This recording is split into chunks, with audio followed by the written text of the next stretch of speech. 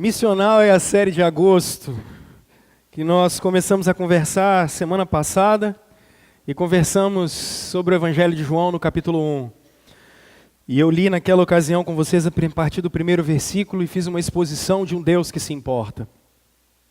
Hoje, no segundo tema missional, o tema é um povo que se importa, um povo missional, um povo que está interessado.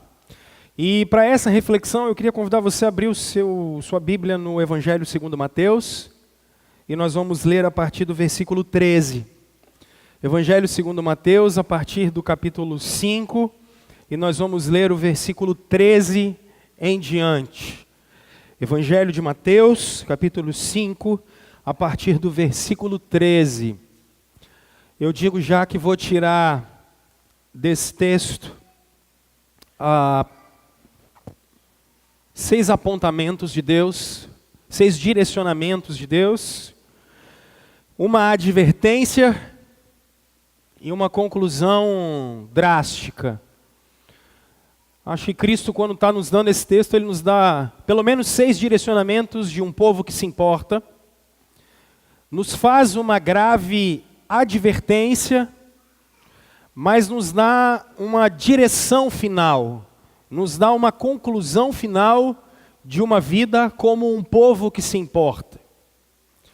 Antes de mais nada, antes de eu ler o texto, talvez alguns de vocês digam assim, especialmente os que visitam a gente hoje, digam: pastor, nunca ouvi falar dessa expressão missional. E não acho muito difícil você não ter ouvido falar dessa expressão, haja vista que no jargão teológico dos teólogos da eclesiologia, aqueles que estudam a igreja, e a missão da igreja e a natureza da igreja, esse é um termo de 1998 para cá, de um livro chamado Missional Church.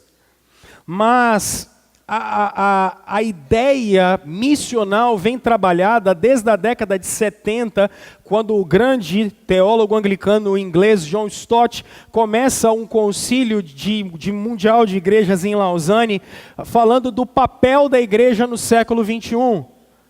E a partir daí, um outro cara que eu citei para vocês na semana passada, o Leslie Newbigin, vem depois de 35 anos fazendo missões na Índia, ele volta para a Inglaterra e quando ele chega na Inglaterra, ele encontra a igreja que o havia sustentado por 35 anos numa sociedade paganizada. Diferente de secularismo, o secularismo é uma sociedade sem Deus. A gente costuma muito dizer: nossa, a gente vive numa sociedade sem Deus. O movimento missional vai dizer: não, nós não vivemos numa sociedade sem Deus. Nós vivemos numa sociedade pagã, com muitos deuses. A grande questão é que no passado, a deusa da beleza era Afrodite, por exemplo. Hoje, essa já não é mais a deusa da beleza, porque a gente adora a beleza sem precisar de uma entidade. A beleza é adorada por si só.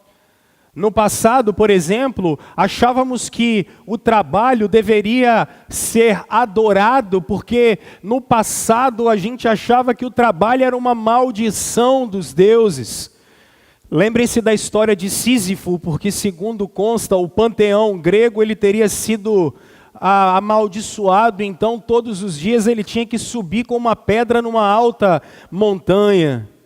Então todos os dias Sísifo acordava pela manhã, subia com a pedra, e quando ele chegava lá no alto e terminava às 6 horas da tarde, ele ia para a cadeia. Quando ele voltava, a pedra estava lá embaixo. E aí no outro dia de manhã ele começava a empurrar a pedra, dava meio-dia, 3 horas da tarde, 6 horas da tarde, ele chegava com a pedra lá em cima, e no outro dia ele tinha que voltar lá embaixo. E aí ele começava tudo de novo, e o trabalho era visto assim como um castigo dos deuses. Hoje o trabalho tornou-se um Deus, porque sem trabalho nós não temos felicidade, sem trabalho nós não conseguimos dinheiro, sem trabalho nós não temos autorrealização, sem trabalho nós não temos a felicidade e bens. Às vezes nós, nessa sociedade pagã, levantamos outros deuses, como os nossos filhos, por exemplo. Levantamos outros deuses para serem adorados, como carreira, fama. Levantamos deuses como a nossa imagem. Levantamos deuses e deuses como pastores, igreja, pessoas. Como diria Calvino, o coração do ser humano é uma fábrica de deuses. Sexo, prazer, fábrica de deuses. Deus, como diria Tim Keller, é tudo aquilo que toma o lugar do Criador do universo. Os deuses da sua vida é tudo aquilo que, se você fechar hoje os olhos e você dizer, eu não posso viver sem isso, isso é o seu Deus. Se você chegar e disser assim, eu não consigo viver sem a minha mulher, ela é o seu Deus. Se você disser, eu não consigo viver sem o meu marido, ele é o seu Deus. Eu não consigo viver sem meus filhos, eles são o seu Deus. São essas as teses que são levantadas por Satanás diante de Deus sobre a vida de Jó. Ninguém ama mais a Deus do que o dinheiro, então ele perde tudo. Ninguém ama mais a Deus do que a família, então ele perde seus 10 filhos e fica com a mulher do lado dele, que enchendo a paciência dele. Ninguém ama a Deus mais do que dinheiro, bens e saúde. Se nós perdermos a nossa saúde, qual é o lugar de Deus na nossa vida? Qual é o lugar de Cristo na nossa vida?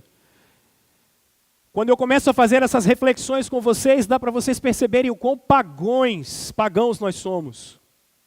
Dá para perceber quanto do paganismo está na gente. Pare agora e faça uma reflexão. O que é que, se tirar de mim agora, eu não consigo viver sem? Eu estou disposto a apostatar da minha fé, e isso é perigoso. Porque Deus divide a criação dele com a gente. Deus divide a sua criação. O presbítero Ronald estava falando aqui. Alguns de vocês não conseguem viver sem dinheiro, é por isso que são infiéis no dízimo. São infiéis no dízimo, porque vocês acham que o Deus de vocês é o dinheiro. Vocês ainda acham que é o trabalho de vocês que sustenta vocês. Vocês ainda acham que é a boa administração de vocês que sustenta vocês. O trabalho é importante, o dinheiro é importante, a administração é importante, mas sem Deus vocês não têm nada disso. São infiéis exatamente porque o seu Deus é o dinheiro. Seu Deus é mamon, seu Deus é o conforto, seu Deus é a segurança que você acha que tem na sua condição financeira. A igreja missional vem entender isso, que nós precisamos identificar os ídolos da cultura. Os ídolos que a cultura, que é todo esse sistema que Apocalipse chama de Babilônia, que é um sistema sem Deus, longe de Deus. O que todo esse sistema vem fazer para tirar você da única centralidade que é Jesus Cristo. É isso que é ser missional. Identificarmos diariamente os ídolos do nosso coração e da cultura. Vocês querem ver um ídolo fantástico que é levantado dentro da cultura hoje? Nós estamos à porta de uma eleição, por exemplo. Nós ainda achamos que a política ou políticos resolverão o problema do mundo. É por isso que nós somos tão passionais com a política. Perceba como você fica brigando com todo mundo pelo Facebook e tal. Você começa a mandar recado, porque eu voto em fulano, eu voto em ciclano. Aí você briga com todo mundo, porque você ainda acha que a política é que vai resolver o problema do mundo. A política é necessária, extremamente necessária. E deve ser exercida por filhos de Deus. Mas essa maneira passional da gente agir, inflamada, é porque ela é um ídolo. Ela é um ídolo que tomou o lugar de Cristo na vida da gente. E precisa ser substituído. Isso só arrependimento. Para mudar isso, só passando pela cruz de Cristo. Ídolos que levantamos. Conversava com a Aline essa semana, dizendo assim, que eu estava vendo o Tim Keller essa semana, ele estava dizendo que um dos grandes ídolos que da nossa cultura é a experiência. Como assim, pastor? Quantos de vocês dizem assim, rapaz, pela minha experiência, eu acho que a gente tem que viver dessa maneira? Quem diz que a sua experiência é o que a Bíblia diz que é verdade ou não é? Quando você acha que sabe demais, conhece demais, viu demais, a sua experiência não necessariamente é o que é bíblico. O que você viveu ou acha que sabe necessariamente não é bíblico. Porque você trouxe para você um ídolo, fazendo com que esse lugar tome o lugar da palavra de Deus. Quem tem que nos guiar é a Escritura. Isso é a igreja missional. A igreja missional é exatamente treinar cada um dos discípulos de Cristo para serem seus representantes aonde eles estiverem. Discípulos de Cristo serem treinados. Olha bem para mim, isso é uma coisa que eu ventilei com o Rafael rapidinho, ventilei com a Sandra na semana passada. O Rafael porque cuida dos adolescentes e jovens, a Sandra porque tem dirigido junto com as outras meninas o departamento infantil. Se hoje eu chegar e falar bem assim, irmãos, nós vamos destacar o Arthur, e o Arthur vai pregar o evangelho lá na... Quer ir para onde? Para Disneylândia, né, miserável? Quer pregar para o Pica-Pau, para o Mickey Mouse, né? Ele não precisa de Cristo, não. Tá, ele quer ir para a Bélgica. Você sabe o que a gente vai fazer? Eu vou mandar ele 4 anos para o seminário. Aí depois eu vou mandar ele mais 2 anos para a APMT, que é a Agência Presbiteriana de Missões Transculturais. E aí possivelmente ele vai fazer nesse meio tempo mais 1 ano de estágio, para ele conhecer a cultura. Porque, você quer ir para onde mesmo? Para a Bélgica. Porque já tem gente pregando lá na Bélgica. Foram quantos anos de preparo, meus irmãos? 4, mais 2, mais 1, 7 anos de preparo. Para que ele chegue lá na cultura e não acabe com o trabalho que tem gente que está fazendo há um tempão. Só que o Salomão, por exemplo, ele quer ser promotor. Aqui da comarca de Cariacica. Tá bom? Melhor, né? Quer outra coisa? Não. Tá. Quanto tempo a gente prepara esse cara para ser missionário dentro da cultura? Quanto tempo a gente prepara ele? Quanto tempo você, pai, prepara ele para ser um discípulo de Cristo aonde ele está? Suponhamos que o Eufrânio trabalha na prefeitura. Quanto tempo nós, pais, gastamos preparando o nosso filho para ser discípulo de Cristo dentro daquela cultura? Porque, na verdade, olha como é que nós educamos os nossos filhos e entregamos ele na mão do sucesso, na mão do dinheiro, na mão do poder, como se isso fosse mudar a vida deles. Vai lá, filhão, é isso aí. Cara, prova do Enem, tu tem que passar no primeiro lugar, hein? Olha lá, hein? E tome pressão em cima do moleque. Tome, tome, tome, tome. Mas o Deus dele é o Enem? O Deus dele é esse? Esse é o Senhor da vida dele? O Deus dele é a universidade? Não, é porque o nosso Deus é esse século. O nosso Deus é o dinheiro. Há mais de 40 anos, a gente está entendendo que, mais do que inglês, espanhol, nossos filhos precisam ser treinados para serem missionários dentro da cultura. Por quê? Vocês que têm filhos mais velhos, reclamam muito, hoje não é mais comigo, mais com o Rafael, que os seus filhos chegam na faculdade e vocês falam assim, não sei o que aconteceu. Aquele menino foi educado na igreja. Ele pode ter até vindo aqui todos os domingos, mas quando ele chegou lá, foi tanto antropocentrismo, tanto humanismo do século 21 na cabeça daquele moleque, que ele começa a chegar para você em casa e falar assim, ô mãe, esse negócio de Deus, isso é um papo de Bíblia do caramba, rapaz. Por quê? Porque ele simplesmente substituiu os seus ídolos. Ele colocou um ídolo da cultura. Nós precisamos gastar mais tempo formando os nossos filhos com disciplinas espirituais e formando os nossos filhos para serem influenciadores da cultura onde eles estão. Perceba que vocês, aonde estão, às vezes sentem vergonha de falar que são crentes, porque não têm respostas para serem dadas. Porque acham que o cristianismo não tem nada a ver com ciência, arte, tecnologia. Meus irmãos, se Jesus é o Senhor do universo, não há arquitetura, não há engenharia, não há vidraçaria, não há botequim, não há nada que não esteja debaixo do seu senhorio. Jesus é Senhor tanto dos menores quanto dos maiores. Na expressão do Abraham Kuyper, não há 1 centímetro cúbico do universo que Jesus Cristo não pode pisar em cima e dizer, isso é meu, isso é meu. Essa é a questão. Nós precisamos começar a treinar os nossos filhos, netos e nós mesmos para identificarmos os ídolos da cultura.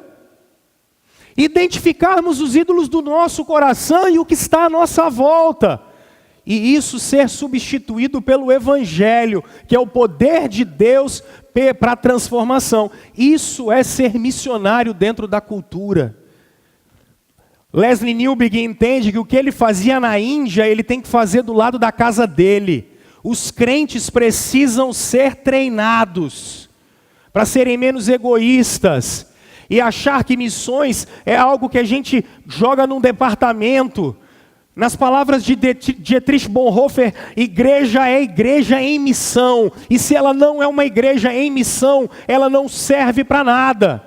É por isso que não dá para de segunda a sábado você simplesmente colocar a sua religião, como fazíamos no passado. Espera aí, coloquei a minha religião aqui agora e domingo eu vou lá cumprir a minha obrigação. É mais ou menos isso que vocês mais antigos aprenderam. Domingo eu faço a minha obrigação e de segunda a sábado eu trabalho. Irmãos, se Jesus é Senhor do universo, não há um número nessa terra que não esteja debaixo do senhorio dele. E igreja missional, além de atacar os ídolos do nosso coração e da cultura, além de treinar as pessoas para serem discípulos de Cristo aonde elas estão, a centralidade dela é o Evangelho, é Cristo. Nele foram criadas todas as coisas nos céus e na terra, sejam tronos, soberanias, poderes e autoridade. Ele é antes de tudo, e tudo subsiste e existe só por causa dele. Quando a gente traz esse tema para cá, eu estou querendo equipar vocês, para vocês entenderem que sim, é com a gente. Sim, o problema é nosso. Mas, pastor, o que é que você quer dizer com isso? Olha o texto bíblico, o que ele diz para a gente. Vós sois o sal da terra. Ora, se o sal vier a ser insípido, como lhe restaurar o sabor? Para nada mais presta, senão para, lançado fora, ser pisado pelos homens. Vós sois a luz do mundo. Não se pode esconder a cidade edificada sobre um monte. Nem se acende uma candeia para colocá-la debaixo do alqueire, debaixo de uma cama. Essa é a ideia. Ou, se você coloca alguma coisa em cima, um pote que você coloca em cima dela, pode ser também. Mas no velador, num candelabro, e alumia a todos os que se encontram na casa. Assim brilhe também a vossa luz diante dos homens, para que vejam as vossas boas obras e glorifiquem a vosso Pai que está nos céus. Pai, tua palavra foi lida. Abençoa-nos, Deus. Fala ao nosso coração e que a gente seja um povo que se importa para a glória do Senhor em nome de Cristo. Amém. Meus irmãos, quando vocês olham o verso 1 do capítulo 5, você vai ver que vendo Jesus as multidões, subiu ao monte. Mas era um morrinho, né? Como se assentasse, aproximaram-se os seus. Jesus está falando para os seus discípulos. Algumas pessoas ainda não são necessariamente os 12 aqui. Temos alguns discípulos, Jesus estava na Judéia, então Jesus está falando com os judeus. Ok? O Evangelho de Mateus, que vai ser escrito logo depois do Evangelho de Marcos, talvez na década de 60 do primeiro século, antes do martírio, tanto de Paulo quanto de Pedro, é um evangelho que vai ser escrito para judeus. É por isso que a linguagem é extremamente judaizante aqui. O Antigo Testamento está muito latente aqui. As palavras dos profetas de Moisés, você percebe aqui como você não vê em Marcos, em João ou em Lucas. Quando Jesus está falando, vós sois, tanto para sal e quanto para luz, o texto original ele é muito interessante porque ela está no presente do indicativo mesmo, a conjugação do verbo. Mas o presente no grego, ele não é como o nosso infinitivo, por exemplo, ser, estar, andar, cantar. No grego, por exemplo, é presente, eu cantando, tu também cantando, nós cantando. É sempre o nosso gerúndio, é o ando, indo. Quando o escritor coloca isso aqui, a ideia dele é mais ou menos assim, vocês estão sendo. É como se na caminhada da vida de vocês, vocês estão sendo. Vocês não foram, vocês não serão. É algo que no dia a dia, diariamente, vocês estão sendo todos os dias. Não há como ser outra coisa, é o que vocês são. E todos os dias vocês são. É essa a ideia aqui. Não há como mudar o que diariamente é. É um movimento, é todo dia, é todo dia. Mas ele usa duas coisas aqui, que é luz e sal. E isso é interessante. Porque quando nós nos reportamos à formação do povo de Deus, você vai se lembrar que em Gênesis 1, 2, Deus criou todas as coisas. Em Gênesis 3, o pecado entra no mundo. E quando o pecado entra no mundo, acontecem 4 tipos de coisa. Separação do homem dele mesmo, separação do homem com o outro, separação do homem com o mundo e separação do homem com Deus. Por isso a gente morre, por isso a gente volta para o pó, por isso a gente briga com o outro, por isso a criação é tão difícil da gente lidar, porque o pecado é exatamente esse fruto. E o que Deus faz? Nos afasta da sua presença e em volta do jardim, Ele coloca anjos com espadas de fogo, porque para voltar para Deus precisa ter morte. É essa a ideia. Não dá para chegar na presença de Deus de novo. Então, Gênesis 4, Gênesis 5, Gênesis 4 e 5 é o que a geração de Caim faz. Destruição. Quando começa Gênesis capítulo 6, o que é que está acontecendo? Deus olha para Noé e diz, deixa eu te falar uma coisa, cara, vou acabar com esse balaio todo aí. Pega você, sua mulher, seus filhos e a família, e a gente vai começar uma nova criação. Gênesis 6, 7, 8, Gênesis 9. Quando chegamos em Gênesis 10, os descendentes estão ali, só que especialmente a geração de Cã vai virar Canaã, é uma geração ímpia. E Deus vai levantar um cara, porque de Canaã nasce a grande cidade da Babilônia. E é em Gênesis 11 a grande Babel, símbolo da luta de Deus com os homens. Percebam que tanto em Adão quanto em Noé, novas criações, a sociedade não consegue viver. O homem não consegue subsistir sem Deus. Então em Gênesis 12 ele vai chamar um cara, Abraão. E o chamado dele é: sai da tua terra, da tua parentela e vai para a terra que eu te mostrarei. De ti farei uma grande nação. Abençoarei os que te abençoarem, amaldiçoarei os que te amaldiçoarem. A grande ideia é que a partir de Abraão Deus estava formando um povo. Que povo é esse? Um povo que a partir dele abençoaria o mundo. É essa a ideia. Abraão, Isaac, Jacó, José no Egito, Moisés, Davi, todo o povo de Israel foi formado exatamente para uma só atividade. O mundo fosse preparado para a chegada do Salvador. Para que Deus separou um povo no Antigo Testamento? Para a chegada do Salvador, para a chegada do Redentor. Mas enquanto o Salvador não vinha, o que é que Israel deveria fazer? O mundo todo deveria olhar para o povo de Deus e falar: de onde essa gente tirou essa sabedoria? De onde essa gente tirou isso? Como é que esse povo consegue ser tão diferente das outras nações? Como é que esse povo, da onde eles tiraram esses princípios? Da onde eles tiraram isso? Quando você olha os salmos de romagem, quando o povo inteiro vai para Jerusalém, é porque aquela era a cidade que deveria ser o centro do mundo, aonde Deus habitava dentro de um lugar chamado Santo dos Santos. Era para as nações correrem para Israel e olharem para as obras de Israel e contemplarem o seu Criador, o seu Salvador. Os judeus têm isso em mente. Quando Jesus está dizendo, vocês são sal e luz, os seus discípulos que são judeus, sabem que a vocação do povo de Deus era fazer com que as obras de Deus na vida deles fossem vistas. Eles sabiam disso. O problema do povo no passado é que eles se ensimesmaram e esqueceram disso.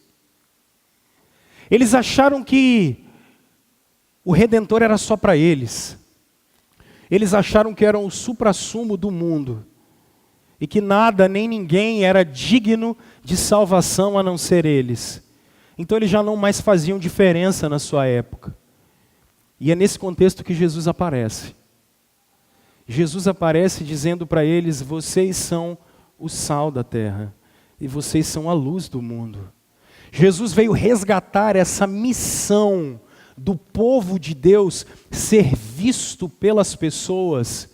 E aqui, irmãos, 2000 anos depois, é impressionante. Eu sei que há uma ideologização da mídia. Eu sei que há. Eu sei que a gente não pode confiar, às vezes, em informações que a gente vê em jornal, que a gente vê em site. Mas, irmãos, olhem para cá, por favor. É impressionante o tanto de escândalo que os crentes dão no nosso tempo. É impressionante. É vergonhoso o tanto de crente cara de pau caloteiro, o tanto de crente mentiroso, enrolado, com 29, 49 mil palavras. O tanto de crente com família destruída, detonada, arrasada, acabada. O tanto de namoro de crente pecaminoso.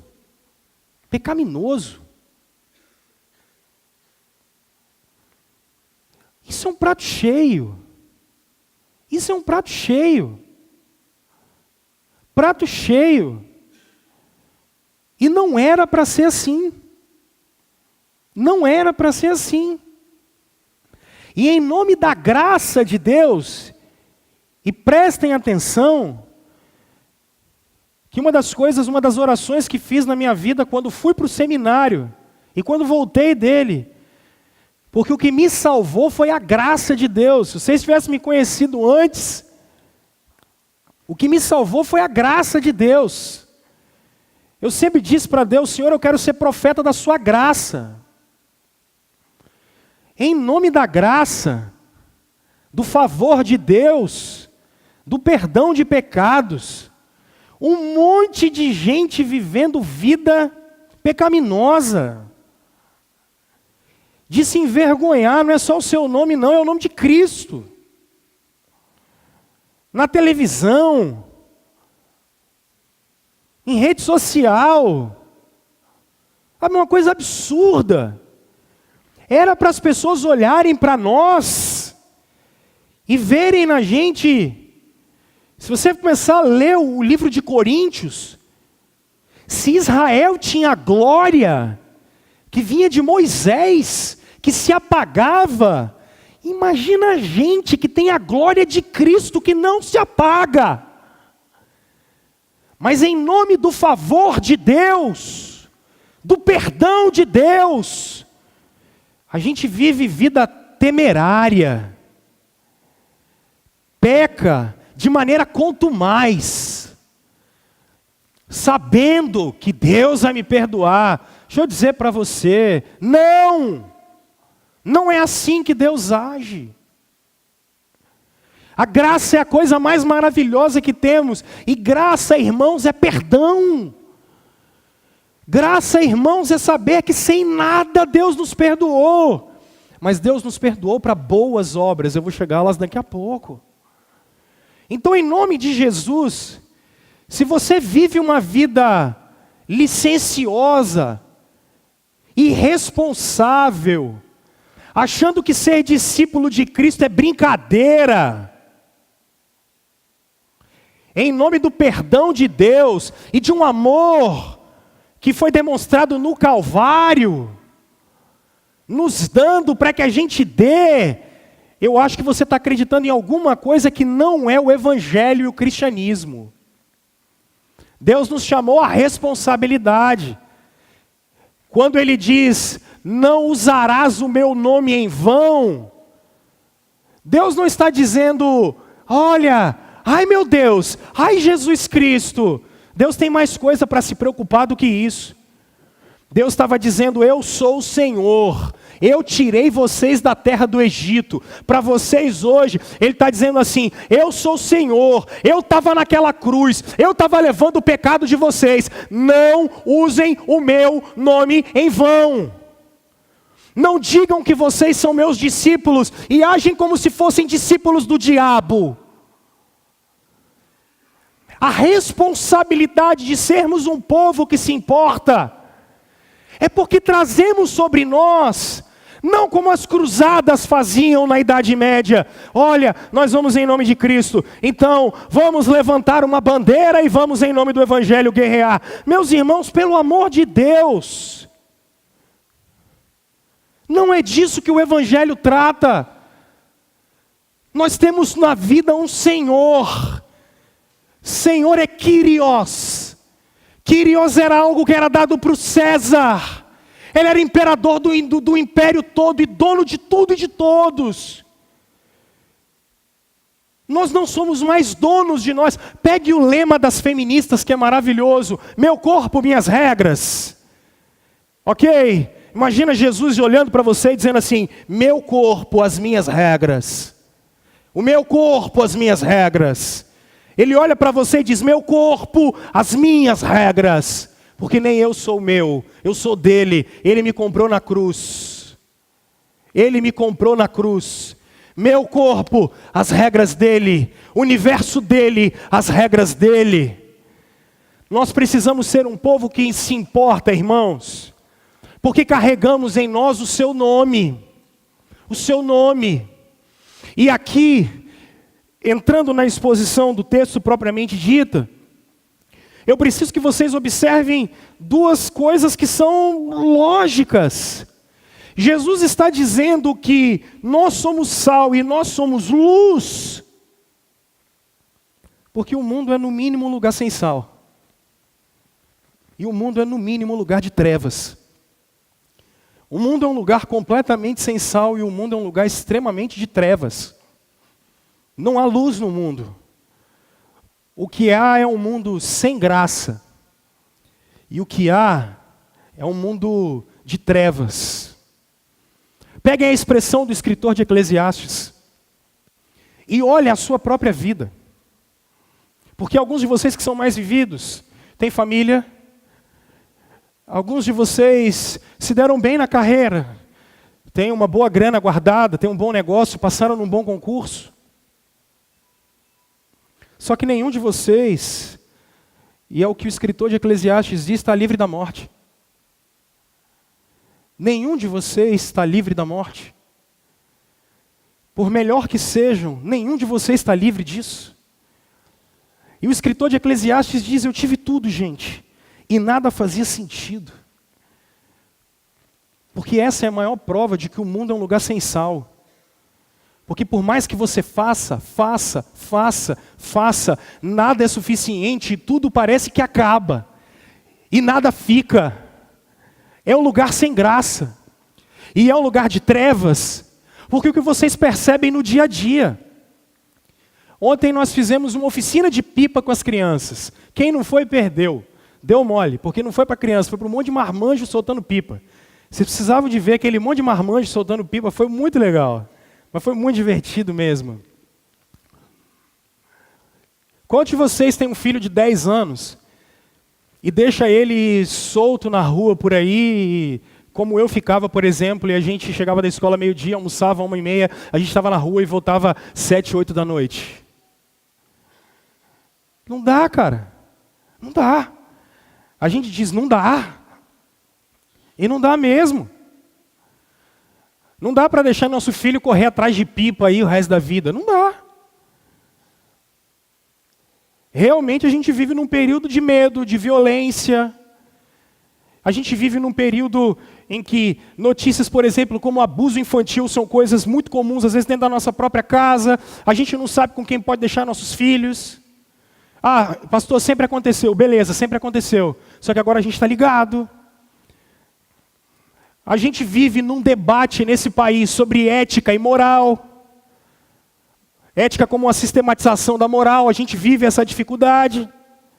A gente vive num mundo de trevas. A gente vive, no mínimo, num mundo em que se há morte, e há morte, significa que o pecado ainda está presente. Olhe para os ídolos do seu coração, como eu conversei aqui com vocês no início. É um mundo de trevas. Agora, qual é então o convite que é feito para nós? Na verdade, qual é o direcionamento que é dado para nós? Quando o Senhor diz que vocês são sal, em primeiro lugar, meus irmãos, nos rituais litúrgicos dos judaicos, não havia uma oferta que não era salpicada com sal. E os judeus sabem disso. Quando um cordeiro era queimado como um holocausto, ou seja, uma oferta dizendo que a vida dele era consagrada a Deus, todo sacerdote jogava sal. Quando no dia da expiação, que era o dia de perdão de pecados, um cordeiro era morto, sal era salpicado e jogado em cima dele. Por quê? Porque o ofertante estava dizendo para Deus assim: tudo que vem do Senhor é puro. A gente quer uma vida pura. Quando Jesus está dizendo, vocês são sal, Jesus está dizendo da pureza que tem que ter em nós. Se o holocausto era a oferta toda consagrada a Deus, Paulo vai dizer em Romanos capítulo 2, apresentai os vossos corpos como holocausto vivo diante de Deus. Deus quer sua vida consagrada para Ele. Aí eu pergunto, qual é o grau de pureza que a gente tem? Seja sincero com você. Cara, olha para você aquilo que está mais escondido e mais oculto, que só você e Deus sabem. Irmãos, quando o texto bíblico está dizendo que a gente é luz e sal, sal é porque Deus está preocupado com a pureza do coração da gente, das nossas inclinações. Cristo estava naquela cruz como sendo um sacrifício eterno por nós, para a gente poder viver uma vida santa. Pureza, irmãos, pureza. De sorte que, se hoje eu estou pregando para você, que tem pecado escondido, guardado na manga, ninguém precisa saber disso, nem eu. Mas confesse a Deus e abandone. Se mesmo assim está difícil carregar, e você não consegue parar, chame um amigo, alguém que você conheça, gente confiável, como o Tiago vai nos dizer, para que a gente converse um com o outro. Porque se eu não consigo carregar sozinho, eu preciso ter alguém que me ajude a carregar. O que não dá é para viver uma vida impura diante de Deus. Se eu não consigo, eu preciso arrumar alguém que me ajude. Se você está enrolado, complicado, está difícil, não consegue sozinho, procure ajuda, não precisa ser a mim. Porque talvez eu não vou conseguir ajudar todos vocês, mas procure alguém que seja crente, de boa fama, com a vida ajustada, e fale assim, cara, preciso da sua confiança, eu preciso conversar com você. Porque você está dando a chance de ele também ser sal da terra na sua vida. O que não dá, gente, é para entrar domingo e sair domingo. E vocês viverem uma espiritualidade morta. Entra domingo e sai domingo, vivendo uma vida que não agrada a Deus, servindo de escárnio e vergonha para o mundo. E quem recebe isso é Cristo. Porque lá vai o crente, ó. Eu tenho certeza que vocês já ouviram falar de gente que fala assim, eu faço um negócio com todo mundo, mas com crente não. Eu contrato todo mundo, mas crente eu não contrato. Eu não quero saber como são os outros. Eu quero saber como são vocês. Eu tenho a responsabilidade sobre vocês. Pureza, irmãos. Sacrifício foi feito para a gente viver pura. Pedro, na sua segunda carta, no capítulo 2, ele está citando Levítico 19. Sejam santos porque o vosso Pai é santo. Pureza, cara. Pureza. Não me venham com essa história de que a lei foi abolida. A lei cerimonial foi abolida na cruz. A lei civil foi abolida porque a gente vive numa democracia. Aquilo era uma teocracia. Agora a lei moral não foi abolida nunca, porque ela é eterna. E Calvino ainda dizia que nós precisamos nos deleitar na lei de Deus, porque é nela que nós vamos viver a eternidade toda.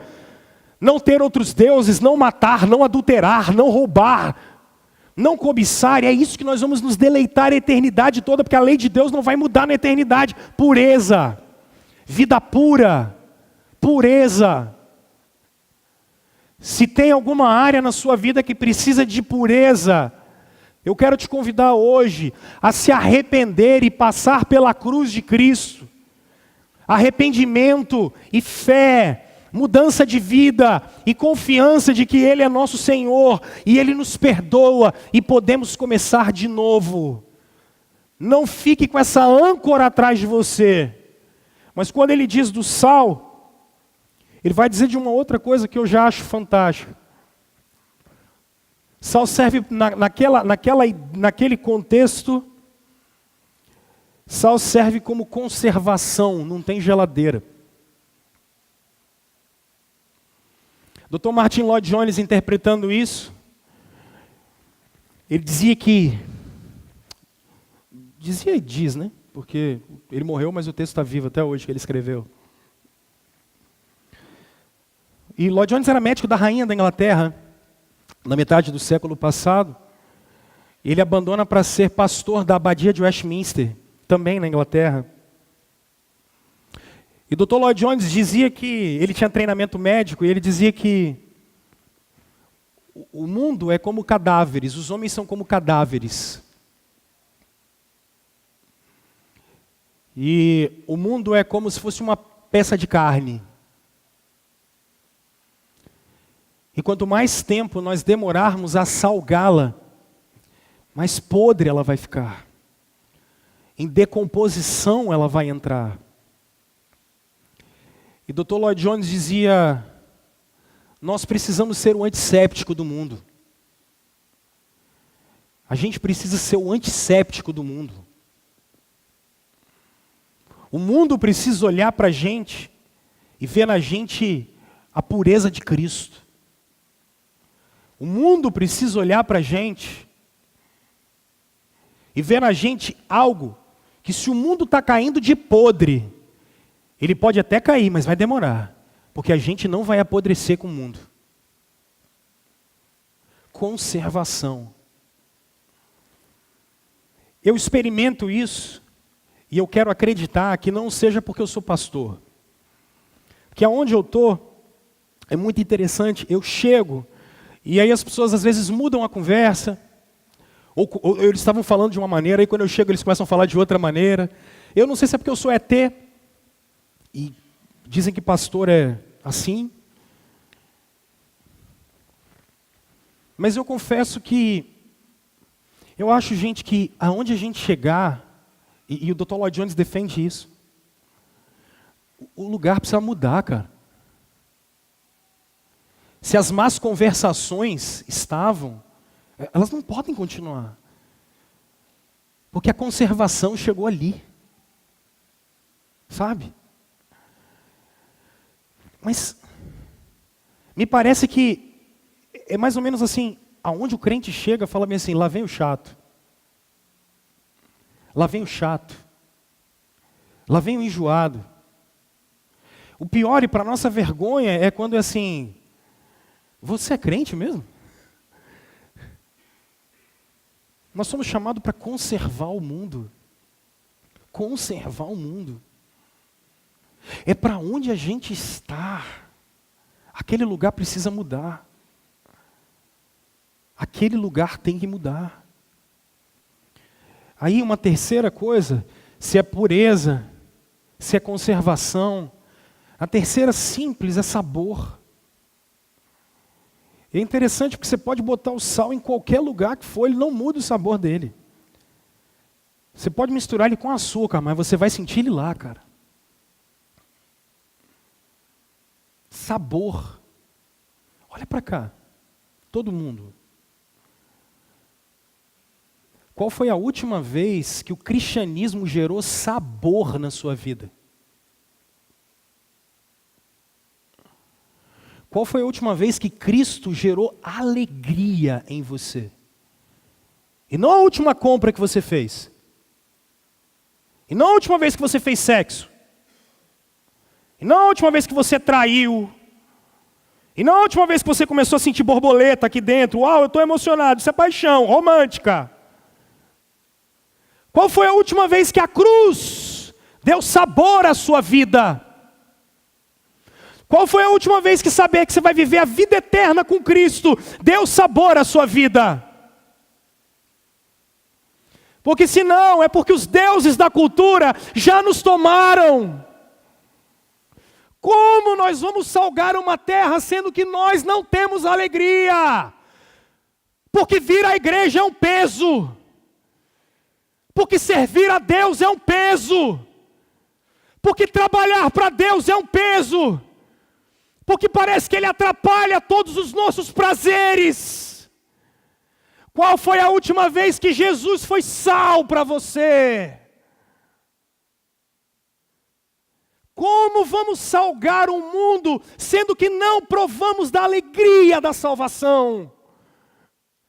Irmãos, o mundo carece do sal que vem da cruz. O mundo carece do sal de nosso Cristo que está vivo, e está reinando, e vai voltar, e cuidando do universo pelo poder da sua palavra.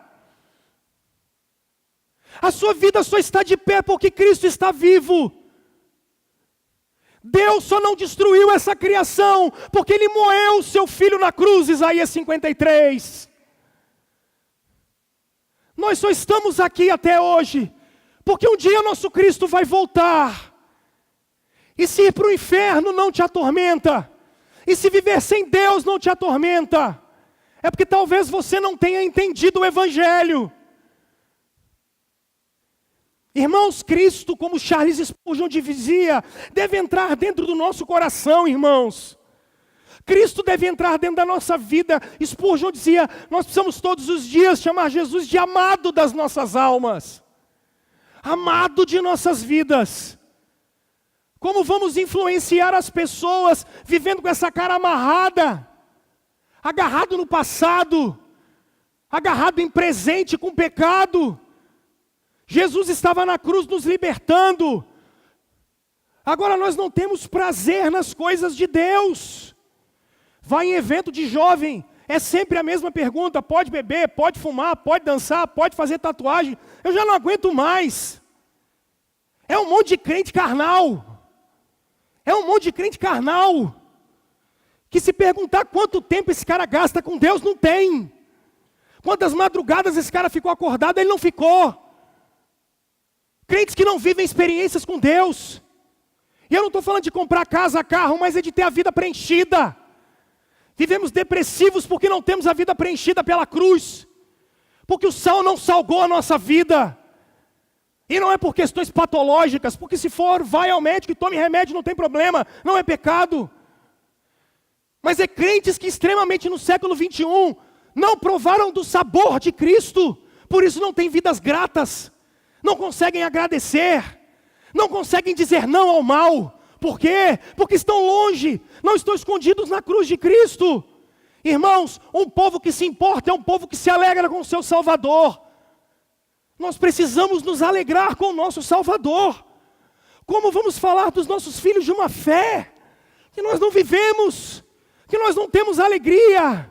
Como é que todos os dias nós vamos chegar no nosso trabalho, as pessoas vão olhar para nós e falar assim: rapaz, de que hospício que você veio com essa cara? Não, eu estava na igreja ontem à noite. Pelo amor de Deus, pelo amor de Deus, a salvação tem que gerar alegria na gente, alegria. Ou vocês preferem o tempo que vocês andavam por aí, escravos do pecado? Ou vocês preferem o tempo em que nós andávamos de um lado para o outro, perdidos? Mas Ele veio, Ele estava naquela cruz, Ele morreu por nós, para nos encaminhar para a vida eterna, para nos dar o seu Espírito, irmãos. Aqueçam o coração de vocês com o Espírito Santo. Não durmam à noite, passem a noite em vigílias. para que o fogo do Espírito se acenda no nosso coração, para que a salvação da gente seja vista, para que a gente possa saltar de alegria em nome do Senhor. Eu não estou falando de bagunça, mas é ter o coração aquecido e parar de mimimi, e parar de ó vida, ó azar, João Bacamarte. Comece a viver uma vida cheia do Espírito Santo, porque é para ser sal. Prove do sal e viva o sal nessa vida. Dê sabor a essa existência. Porque eu não sei quantos de vocês já aproveitaram um carnaval, por exemplo. É maravilhoso, é ótimo, o problema é que ele termina.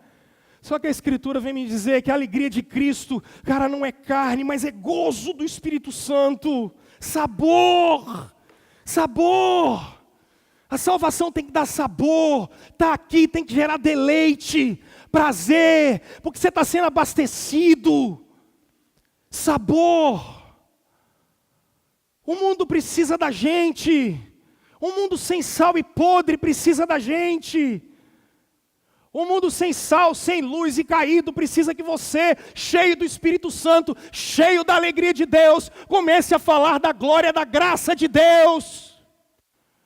Sabor.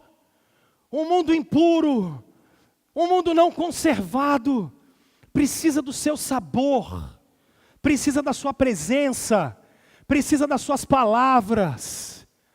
É isso que a salvação em Jesus Cristo tem que dar. É isso que a gente está precisando viver.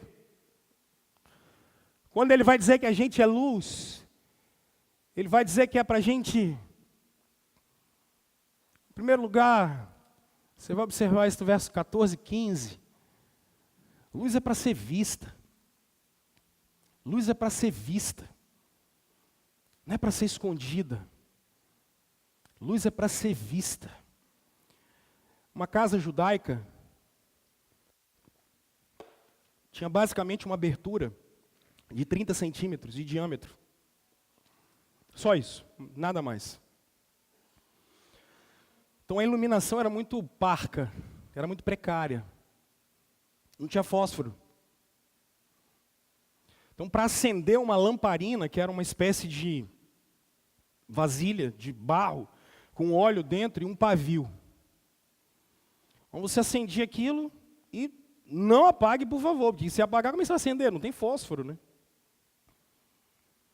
Então o que eles faziam? Deixavam aquela luz em cima de um candelabro, para que ela, mesmo durante o dia, às vezes ela brilhasse. Porque quando o sol passava, você não tinha mais luz. Só que se você fosse sair de casa, até por uma questão de segurança, e sua casa não pegar fogo, você tirava a luz do candelabro, colocava ela e tapava ela, de maneira que ela conseguia continuar acesa, mas você não tinha problema com incêndio. Essa expressão que Jesus está dizendo. Jesus está dizendo, ainda que seja dia, é preciso que vocês não fiquem escondidos, para que ninguém veja. É preciso que vocês fiquem no candelabro, para que vocês possam iluminar cada espaço da casa. É isso que Jesus está dizendo para os seus discípulos. Um povo que se importa, é um povo que não se esconde, gente. É um povo que não se esconde. Não se esconde. Nós precisamos ter orgulho de falar que somos discípulos de Cristo. Irmãos, no mundo escuro e no mundo impuro, nós precisamos ter orgulho de sermos vistos. Por quê? Porque a luz ainda faz outras duas coisas. A luz nos aponta caminho. Eu não sei quantos de vocês já estiveram dirigindo numa estrada à noite, cara, e apagou o farol. Que coisa horrorosa. Desesperadora. Você não sabe para onde você vai. Você não tem para onde ir. Bem engraçado isso. Jesus Cristo diz que Ele é o caminho. Luz serve para iluminar as pessoas para andarem no caminho. Paulo, em Romanos capítulo 10, vai nos dizer como ouvirão se não há quem pregue. Como pregar se ninguém se dispõe a ir? Como crerão naquele de quem nada ouviram? Se não formos uma igreja que é luz, como esse mundo vai conseguir se livrar das trevas, irmãos? Se não levarmos as pessoas até Cristo Jesus, tanto pela pregação do Evangelho, quanto a partir do nosso exemplo. Nós precisamos ser um povo que se importa, como era para Israel ser um povo que se importa. Mas luz ainda serve de uma outra forma, como advertência. Advertência. Se você está andando numa estrada, por exemplo, e você vê uma placa de luz iluminando, você sabe que aquela é uma região perigosa. Nós precisamos advertir, servir para iluminar o caminho. Isaías vai dizer que é para o povo de Deus brilhar. Brilhar. Ser missional é isso. É ser um povo que se importa. Cuidado agora, porque se por um lado é pureza, se por um lado é conservação, sabor, ser visto, advertir e guiar, tanto no verso 13, quanto no verso 15, 14, 15, Jesus vai fazer uma advertência, irmãos. E a advertência aqui é a omissão. Filhos, cuidado com a omissão. Ele diz, sal, e eu fui pesquisar esse contexto histórico, e eu confesso que eu não entendi como era um fogão da Judéia, e também não achei em lugar nenhum. E o Jader foi o que me deu o melhor exemplo. Vocês estão com fome? Eu já passou a fome aqui. Mas quem já fez uma picanha daquela, que a gente acende o forno, aí tu pega pega um tacho assim, né? Aí você forra ele embaixo de sal grosso. Aí você pega a picanha inteira, joga em cima, e o que você faz com o sal grosso? Joga em cima também. Aí você cobre ela todinha. E sabe o que é interessante disso? Além de gostoso, quando você tira o sal, ele chega a estar agarradinho assim. Você corta aquele negócio, que ele é maravilhoso. Se quiser me chamar para almoçar, eu e a Aline, as crianças, a gente agradece. Tá? Domingão. Eu vou embora cedo, fica tranquilo que eu deixo você dormir depois. Você faz ali entre 11h30 e meio-dia, eu estou chegando, a gente almoça até 1 e pouco, eu estou vazando. Sugestão boa. Sábado também costuma estar. Então, por que a carne fica pronta? Acho isso legal, porque você nunca viu sal sem sabor. Sal não perde sabor. Você pode deixar ele o tempo que for, ele não perde sabor. Porque Jesus não está falando de perder sabor no sentido de faltar a utilidade para salvar. O sal era usado como refratário no primeiro século. A ideia ali era o sal servir como algo que retém calor. E a picanha é assada porque ele retém calor. Sal é aquilo que retinha calor. E se ele não retém mais o calor, aí você pode jogar ele no lixo, pode jogar ele fora. Ele não serve mais. E luz, se é apagada, a gente não sabe para onde andar. Percebem como o mundo precisa de nós e percebem como a omissão não é algo que nós devemos praticar. Nós não podemos ser omissos, irmãos. Não podemos ser omissos. Por quê? Porque Jesus termina dizendo no verso 16, quando ele diz assim, brilhe a vossa luz. Aí ele diz, diante dos homens, para que vejam as vossas boas obras. O Novo Testamento usa 2 palavras para boa ou para bom. A primeira é beleza na sua essência. A segunda é beleza na formosura. A expressão aqui é kalós, beleza na formosura. É para as pessoas verem os seus atos diários, belos, transformadores, e elas adorarem ao Pai que está no céu. Porque quando se remeterem a nós, elas precisam necessariamente ser remetidas ao nosso Pai que está no céu. Deus precisa ser glorificado a partir das nossas vidas, de cada ato nosso, aonde estivermos.